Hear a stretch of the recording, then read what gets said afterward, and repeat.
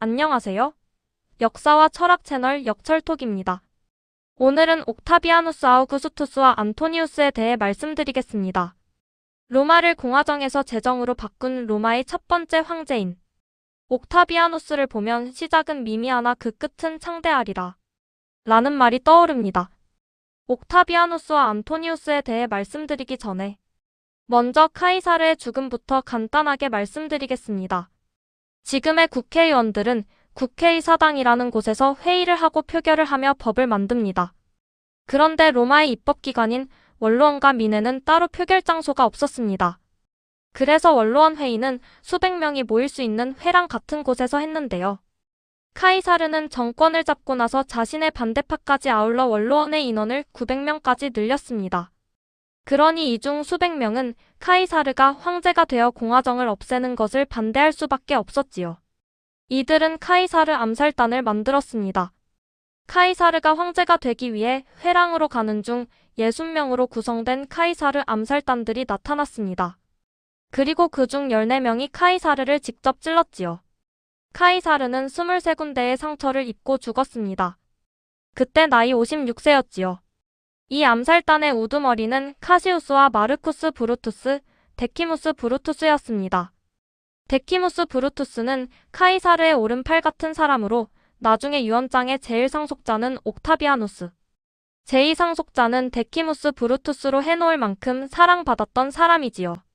데키무스 브루투스와 또 다른 브루투스인 마르쿠스 브루투스는 카이사르의 애인인 세르빌리아의 아들이었고 그 이후로 카이사르는 예전에 마르쿠스 브루투스가 자신의 정적인 폼페이우스 편에 섰음에도 양자로 삼고 법무관의 자리를 주었습니다. 그리고 속주의 총독에도 임명했었지요. 카이사르 암살의 또 다른 지휘자인 카시우스는 반카이사르파인 카토의 아들이었습니다. 그리고 철저한 공화파였지요. 카이사르를 암살한 후에 마르쿠스 브루투스는 시민들 앞에서 카이사르를 죽일 수밖에 없는 이유를 얘기했는데 이는 아주 유명한 연설이 되었습니다.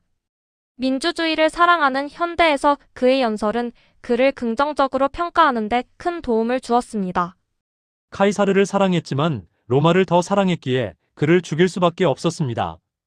카이사르가 살아서 노예가 되겠습니까? 카이사르가 죽어서 자유인으로 남겠습니까? 그렇습니다. 왕국은 왕의 말이 곧 법이 되며 권력이 세습되므로 민주주의를 사랑하는 사람들에겐 용인할 수 없는 일이었습니다. 이 때문인지 카이사르가 죽으면서 했던 말인 브루투스 너마저 나를 에서 그 브루투스가 마르쿠스 브루투스가 아니냐고 생각하는 사람이 많았습니다. 하지만 역사가들은 카이사르 말 속의 브루투스는 마르쿠스 브루투스가 아닌 데키무스 브루투스일 거라고 말하고 있습니다. 카이사르의 진짜 측근은 데키무스 브루투스였습니다. 그래서 데키무스 브루투스를 제2상속자로 정한 것이었겠죠. 로마의 집정관은 2명이라고 했지요. 당시 카이사르는 독재관이면서 집정관이었고 또 한 명의 집정관은 카이사르 최측근인 안토니우스였습니다. 카이사르가 죽었으니 안토니우스가 정치적으로 최고의 자리에 있게 된 것이지요. 안토니우스는 카이사르의 유언장을 공개했습니다. 주요 내용은 카이사르 누나의 손자, 즉 외종손인 옥타비아누스에게 재산의 4분의 3을 주며 자신의 성인 카이사르를 갖게 한다는 것이었지요. 그리고 로마 시민 1인당 300세스테르티우스씩 준다는 것이었습니다. 그러니까 옥타비아누스를 후계자로 정하고 자기 재산을 상속한 후 그것을 로마 시민에게 나누어 주라는 말이었습니다. 이에 로마 시민은 열광했습니다. 외국에서 공부하고 돌아온 옥타비아누스는 만으로 18세 5개월의 나이였습니다. 젊은이라기보다 소년에 가까웠지요. 옥타비아누스는 보기 드문 미남자로도 이름이 나 있습니다. 카이사르는 옥타비아누스에게 가장 유능한 장군인 아그리파를 남겼습니다. 아그리파는 옥타비아누스와 같은 나이로 옥타비아누스의 승리 뒤에는 늘 그가 있게 되었습니다. 아그리파를 비유하자면 고려시대 거의 백전백승하던 최영 장군 같은 사람이랄까요? 지도자 곁에는 반드시 이런 사람이 필요하지요. 옥타비아누스를 황제로 만든 것은 아마도 아그리파가 아닐까 할 정도로 대단한 장군이었습니다. 당시 집정관 안토니우스는 38세였는데 카이사르의 유언장에도 불구하고 자신이 후계자가 될 생각을 갖습니다. 그리고 안토니우스는 좋은 게 좋은 거라고 카이사르를 죽인 데키무스 브루투스, 카시우스, 마르크스 브루투스 등을 처형하지 않고 오히려 로마 속주에 총독 자리를 주었습니다. 이때 로마의 지성이라고 불리던 키케로는 철저한 공화파였기에 카이사르 암살자들을 지지하고 있었습니다. 그런데 안토니우스와 옥타비아누스가 대립의 기운을 보이자 키케로는 옥타비아누스 편을 들었습니다. 여우 같은 옥타비아누스를 알아보지 못한 그의 불찰이었지요. 키케로는 옥타비아누스가 공화정을 지켜줄 거라 생각한 것이지요. 옥타비아누스는 젊지만 영리해서 사람을 이용할 줄 알았습니다. 겉으로는 키케로를 존경하는 척하였습니다. 그래서 키케로에게 아버지라고 부르는 등 공화정파들을 안심시켰지요. 이때 안토니우스는 옥타비아누스를 견제하기 위해 데키무스 브루투스가 총독으로 있던 북이탈리아로 가서 그와 전쟁을 하여 그 군대를 빼앗기로 합니다. 결국 데키무스 브루투스는 안토니우스에게 죽임을 당하지요. 이때 옥타비아누스는 정식 후계자로서의 정식 절차가 끝나자 19세란 나이에 곧바로 원로원에 의해 집정관으로 당선되었습니다. 그는 곧 군대를 이끌고 북이탈리아로 떠났습니다. 키케로는 옥타비아누스가 안토니우스와 싸워 이기고 돌아오길 바랐으나 옥타비아누스는 안토니우스와의 대결을 피하고 그와 손을 잡았습니다. 그리고 옥타비아누스, 안토니우스, 레피두스 3두 체제를 형성하지요. 여기서 레피두스는 당시 가장 많은 군대를 가지고 있었고 카이사르가 죽자 최고 사제관에 임명된 유력자였습니다. 그래서 옥타비아누스는 레피두스와도 협력할 필요를 느낀 것입니다. 이제 3명이 정식 집정관이 되어 로마를 좌지우지하게 된 것입니다. 이를 제2차 삼두 정치라고 합니다. 여기서 레피두스에 대해 잠깐. 레피두스는 카이사르가 살아있을 적부터 카이사르파였습니다. 그에겐 7개의 군단이 있어 사실 각각 2개의 군단을 가진 안토니우스와 옥타비아누스보다 강력한 힘을 가지고 있었습니다. 하지만 성격이 좀 온후하여 안토니우스처럼 적극적으로 나서는 인물은 아니었던 것 같습니다. 그렇다고 야망이 없었던 것은 아니었지요. 그러나 서서히 힘을 기른 안토니우스와 옥타비아누스에게 가려지지요. 아무튼 삼두 정치의 우두머리들은 곧 살생부를 만들어 카이사르를 암살한 자들을 가차없이 잡아들여 처형합니다. 물론 이 살생부 안에는 키케로도 있었습니다. 그의 나이 63세. 로마의 지성으로 불리던 그는 죽임을 당한 후 목과 오른팔을 잘려 효수되었습니다. 이제 남은 카이사르 암살자는 카시우스와 마르쿠스 브루투스. 카시우스는 시리아 총독으로 가 있었고 브루투스는 마케도니아 총독으로 있었지요. 옥타비아누스와 안토니우스 군단은 합쳐서 약 12만 명, 카시우스와 브루투스 군단은 합쳐서 약 10만이었습니다. 안토니우스는 카시우스를 공격해 승리를 거두었고 카시우스는 자살을 했습니다. 옥타비아누스는 브루투스와 싸워 처음에는 고전했으나 두 번째 전투에서는 승리를 거두었습니다. 브루투스 역시 자살하지요. 이렇게 안토니우스와 옥타비아누스가 카시우스와 브루투스를 이긴 것을 필리피 전투라고 합니다. 이제 공화파들을 모조리 쓸어버린 것이지요. 필리피 전투에서 승리한 안토니우스와 옥타비아누스는 의기양양했습니다. 이로 인해 카이사르 암살 직후 가장 강했던 레피두스는 주춤합니다. 이후 셋은 로마를 3분에서 맡기로 하지요. 안토니우스는 카이사르가 못다 이룬 파르티아 정벌을 위해 동부를 맡기로 하고 서쪽의 로마는 옥타비아누스가, 남부는 레피두스가 담당하기로 합니다. 안토니우스는 카이사르가 하지 못한 파르티아를 점령하면 자신이 옥타비아누스보다 우위에 설 거라고 생각했습니다. 그런데 안토니우스의 아내인 플리아와 처남이 로마에서 반란을 일으킵니다. 반란에 성공하면 그 후에 자신의 군사력을 이용해 로마를 점령하려고 했던 것입니다. 안토니우스는 아내가 옆자리를 비운 그 사이에 이집트에 초대되어 클레오파트라와 만나 사랑을 나눕니다. 반란에 실패하고 아내와 처남이 추방을 당하자 안토니우스는 난 상관없는 일이야 라고 발뺌을 합니다. 이것을 옥타비아누스가 모를 리 있나요? 하지만 옥타비아누스는 영리했습니다. 모르는 척 안토니우스, 레피두스와 브린디시에서 협정을 맺습니다. 이때가 기원전 40년. 각자 다스리고 있는 지역에 대한 불가침 협정이었습니다. 옥타비아누스는 새롭게 침묵을 다진다는 뜻에서 아내를 잃은 안토니우스에게 그의 누나인 옥타비아와 결혼을 하게 합니다. 이때 만약 안토니우스와 대결한다면 그 대결에서 패배할 수도 있을 만큼 안토니우스가 가진 군대는 막강한 것이었습니다. 안토니우스는 클레오파트라 여왕이 자신의 아이를 출산했다는 것을 알고도 옥타비아와의 정략 결혼을 선택합니다. 옥타비아는 매우 가정적인 여자로 현모양처였지요. 하지만 안토니우스의 마음엔 오로지 클레오파트라뿐이었습니다. 옥타비아는 무늬만 아내였던 것입니다.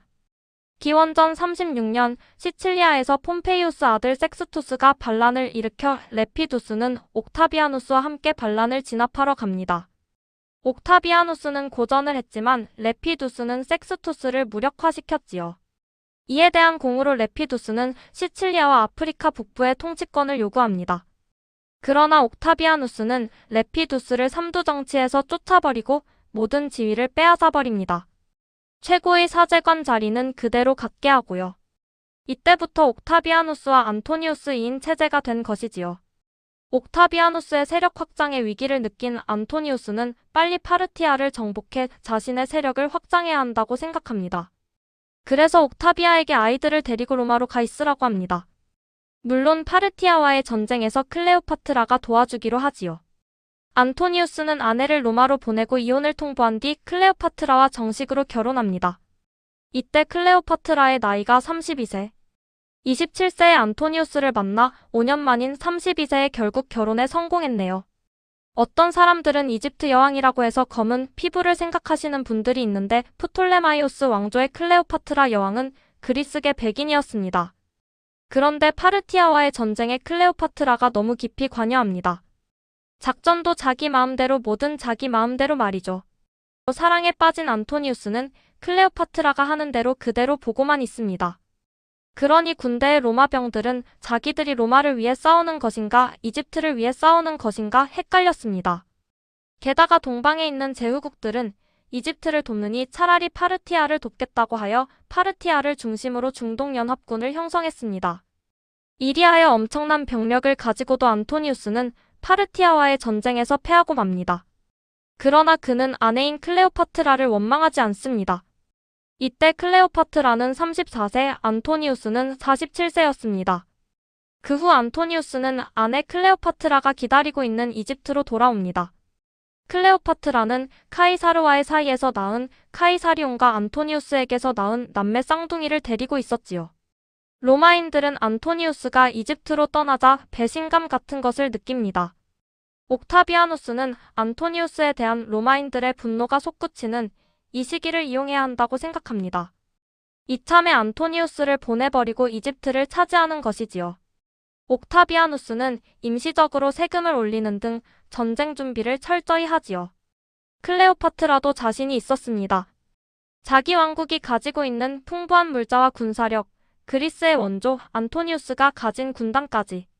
드디어 기원전 31년 세계사에서 악티움 해전이라고 불리는 전쟁이 시작되었습니다. 이때 안토니우스 52세, 클레오파트라 38세, 옥타비아누스 32세였습니다. 악티움은 그리스의 서쪽 해안에 있는 도시입니다. 이곳을 기점으로 그리스군과 이집트군이 대결을 합니다. 이집트는 15만 명의 병사, 520척의 대함대를 준비했습니다. 반면에 로마는 9만 2천의 병사, 400척의 스피드가 좋은 소형선을 준비했습니다. 겉으로 보기엔 로마가 열세인 것 같지만 로마의 소형선은 해협에서 싸울 때 유리한 데다가 로마의 배에는 화기가 준비되어 있었습니다. 적의 배에 날려 화재를 일으키는 장치였지요. 로마의 작전은 맞아 떨어졌습니다.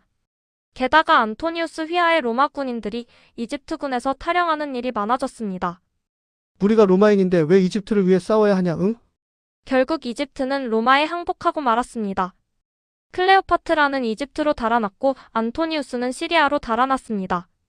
안토니우스는 자신은 자결을 할 테니 클레오파트라만은 살려달라는 편지를 옥타비아누스에게 보냈습니다.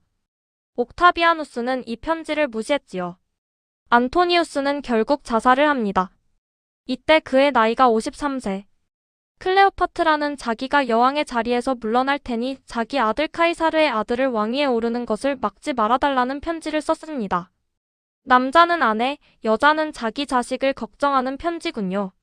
이들의 편지에 답없이 이집트로 온 옥타비아누스는 클레오파트라의 애원을 무시하고 카이사르의 아들인 카이사리온을 죽입니다. 이제 카이사르의 혈통은 자신만 남게 된 것입니다. 결국 클레오파트라도 남편인 안토니우스가 잠든 무덤으로 들어가 독사에게 물리는 자살을 선택하지요. 클레오파트라의 유언대로 옥타비아누스는 그녀와 안토니우스를 함께 묻어주고 안토니우스와의 사이에서 태어난 남매 쌍둥이와 막내는 로마로 보내 옥타비아에게 양육을 맡깁니다.